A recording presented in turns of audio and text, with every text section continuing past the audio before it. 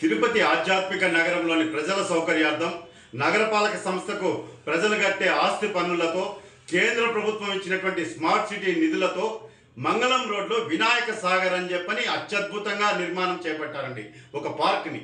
ఈరోజు అక్కడ పోయి చూస్తే కనీస మౌలిక సదుపాయాలు లేవండి ఆ పార్కులో. ఈరోజు చాలామంది నగర ప్రజలంతా కూడా వాకింగ్ కోసం ఉదయం పూట సాయంత్రం పూట 5 కిలోమీటర్ల వాకింగ్ ట్రాక్ కోసం అక్కడ పోయి వాకింగ్ చేస్తారు. అదేవిధంగా చిన్నపిల్లలంతా ఆడుకునేదానికి పోతారు. అక్కడ కనీసం తాగేదానికి మంచినీళ్ళు కూడా లేవండి. అదేవిధంగా మరుగుదొడ్లు లేవండి. దీన్ని బట్టి చూస్తే నగరపాలక సంస్థ ఇంజనీరింగ్ అధికారులు టెండర్లు పిలవడంలో చూపిస్తున్నటువంటి శ్రద్ధ పనులు చేసిన తర్వాత చేతులు ఎత్తేస్తున్నారండి. కనీసం మౌలిక సదుపాయాలు ఉన్నాయా, ఏ విధంగా మనం సౌకర్యాలు కల్పించాలి అన్నటువంటి కనీసం ఆలోచన కూడా చేయకపోవడం చాలా బాధాకరం. ఈరోజు ప్రజల సొమ్ముని తీసుకుని పోయి బూడిదలో పోసిన పన్నీరులాగా వినాయక సాగర్లో పెట్టేశారు. ఏమండి, అక్కడ వాకింగ్ ట్రాక్, అంతమంది జనాలు వస్తున్నారు, అక్కడ వినాయక స్వామి ఆలయం ఉంటుంది. ఆ పరిసర ప్రాంతాల్లో కనీసం మంచినీళ్ళు తాగేదానికి ఒక నీళ్ల కుళాయి కూడా ఏర్పాటు చేయరండి. వాటర్ ప్లాంట్ పెట్టే స్తోమత నగరపాలక సంస్థకి లేదా అండి? ఎంత దౌర్భాగ్యం అండి.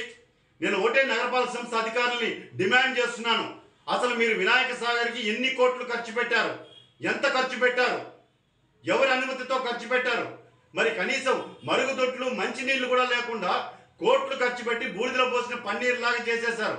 ఆడ వాకింగ్ ట్రాక్ వచ్చే మహిళలు కానీ, ముసలి వాళ్ళు కానీ, యువకులు కానీ, పసిపిల్లలు కానీ అనేక ఇబ్బందులు పడుతున్నారు. తాగునీళ్ళు లేదు, మరుగుదొడ్లు లేవు, అంటే పట్టించుకునే నాదులే లేదు. ఆ పక్క పోయి చూసే నగరపాలక సంస్థ ఇంజనీర్లే లేరండి.